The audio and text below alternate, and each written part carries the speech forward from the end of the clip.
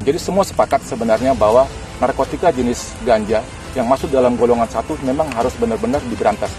Oleh karena itu, kita PNN RI di bawah pimpinan Pak Komisaris Jenderal Polisi Dr. Petrus Renatat Polose sepakat dan serius untuk konsen melakukan perang melawan narkoba, termasuk jenis narkotika ganja.